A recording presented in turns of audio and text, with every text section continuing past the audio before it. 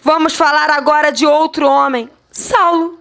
Falamos de Filipe, falamos de Ananias, agora vamos falar de Saulo. Voltemos para Atos, capítulo 9, e vamos ler novamente o versículo 10 e o versículo 11.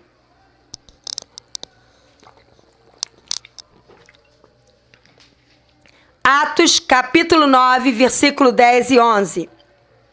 Ora, havia em Damasco um discípulo chamado Ananias. Disse-lhe o Senhor numa visão: Ananias. Ao que respondeu: Eis-me aqui, Senhor. Então o Senhor lhe ordenou: desponte, vai à rua que se chama Direita, e na casa de Judas procura por Saulo, apelidado de Tarso, pois ele está orando. Saulo havia acabado de se converter e já estava desenvolvendo uma vida de oração. Tem muitos antigos na casa do Senhor que já não estão orando mais. Uma característica de um coração disposto a fazer a vontade de Deus, custe o que custar, é ter uma vida de oração. Eu estava conversando com algumas irmãs há uns 2 dias atrás, ou um dia atrás, e eu estava falando, as pessoas têm o descaramento de falar que não tem tempo para ler a Bíblia e para orar. Seria muito mais honesto e coerente que falasse: eu não estou com vontade, eu não considero importante, eu não priorizo isso. Mas dizer que não tem tempo não é desculpa. Porque as pessoas conseguem passar, a maioria delas, não são todas, mas a maioria delas conseguem passar, às vezes, horas no computador, horas na televisão, e não consegue passar nem meia hora lendo a Bíblia e orando.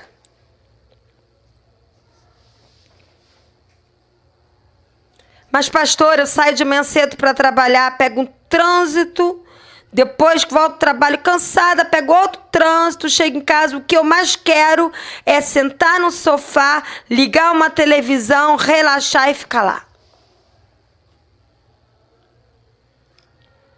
Eu imagino que Jesus na cruz poderia ter dito assim: o que eu mais quero agora é descer dessa cruz, sentar lá sei lá onde ele sentava, não tinha sofá naquela época, sentar lá e relaxar. Não vou morrer na cruz por ninguém, não.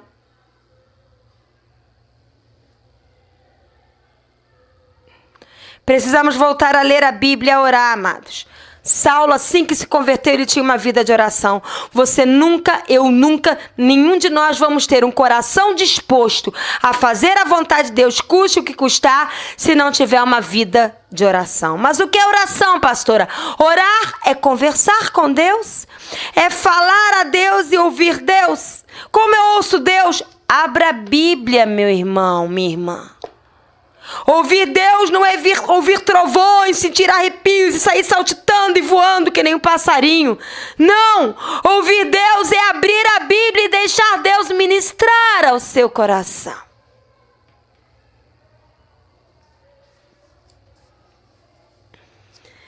Então Saulo tinha uma vida de oração e por isso ele experimentou Deus abrindo a visão dele. Saulo pôde enxergar novamente. Deus separou Ananias para ir orar por ele e ele voltar a enxergar porque ele tinha uma vida de oração. Você nunca vai conseguir olhar com os olhos de Deus.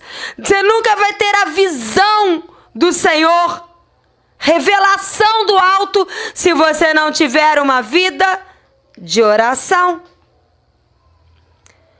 Outra característica que Saulo tinha, que mostrava que ele tinha um coração disposto, é que ele então começa a pregar. Depois que ele se converte, é curado da cegueira e é batizado por Ananias, ele não fica lá, agora eu me converti, agora eu me converti. Não. Ele botou logo a mão na massa, passou uns dias ali com os discípulos, aprendendo um pouco mais do Senhor e perna para que te quero. Vamos que a hora urge. Vamos que Jesus está voltando, não é tempo mais de brincar. É tempo de colocar a mão na massa e fazer a vontade de Deus. E foi o que Saulo fez. Vamos ler Atos, capítulo 9, de 19 a 25. Olha o que diz. E depois de ter Saulo se alimentado, sentiu-se fortalecido. Então permaneceu em Damasco alguns dias com os discípulos. E logo pregava nas sinagogas a Jesus, afirmando que Jesus Cristo é o Filho de Deus. Ora, todos que ouviam Saulo pregando ficaram atônitos e diziam: não é este aquele que exterminava em Jerusalém os que invocavam o nome de Jesus e para que veio precisamente com o fim de os levar amarrados aos principais sacerdotes? Saulo, porém, mais e mais se fortalecia e confundia os judeus que moravam em Damasco, demonstrando que Jesus Cristo é o Cristo, Filho do Deus vivo. Passado muitos dias, os judeus deliberaram entre si tirar a vida de Saulo. Mal o homem começou a pregar, já estava sendo procurado para morrer. Versículo 24. Porém, o plano dele chegou ao conhecimento de Saulo. De noite, vigiavam as entradas para poder matarem a Saulo. Mas os de seus discípulos tomaram Saulo de noite e, colocando Saulo num cesto, desceram Saulo por uma muralha. Primeira experiência sobrenatural de Saulo: descer no cesto numa muralha. As pessoas querem se converter, querem logo ver anjos, ver estrelas. Primeira experiência de Paulo: descer fugido no cesto.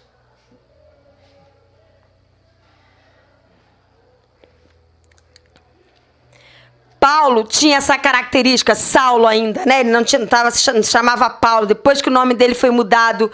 Ele pregou sobre Jesus, sobre as verdades de Jesus na Bíblia, sem medo da perseguição dos judeus religiosos.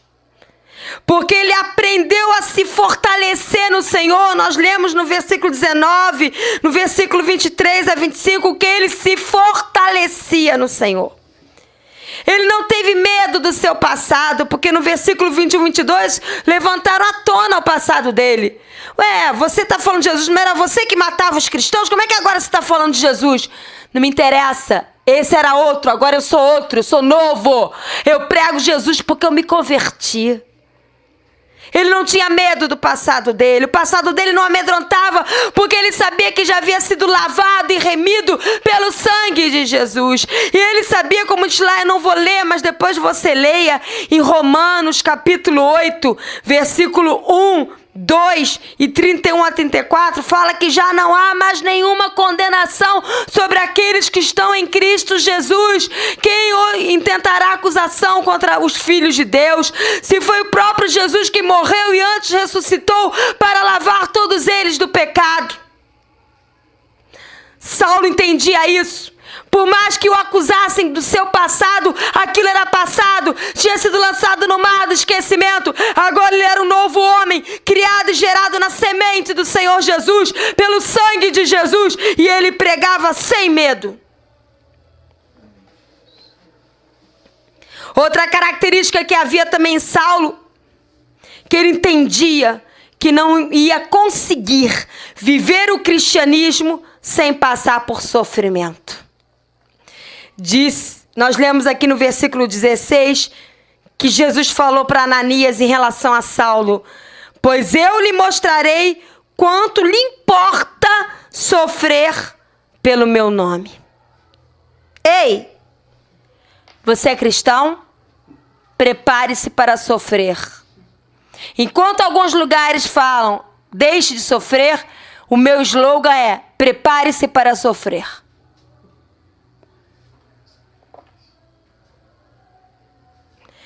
Prepare-se para sofrer, por amor a Cristo, porque Jesus está voltando, o cerco está se fechando, a política, tudo está apontando para a vinda do anticristo que vem perseguir a igreja. E a religião católica, evangélica, qualquer outra religião, vai perseguir a noiva de Cristo. Podem me lançar numa prisão porque eu falei isso, mas vai. Você está preparado? Preparada para ser perseguido, perseguida? Então prepare-se. Como, pastora?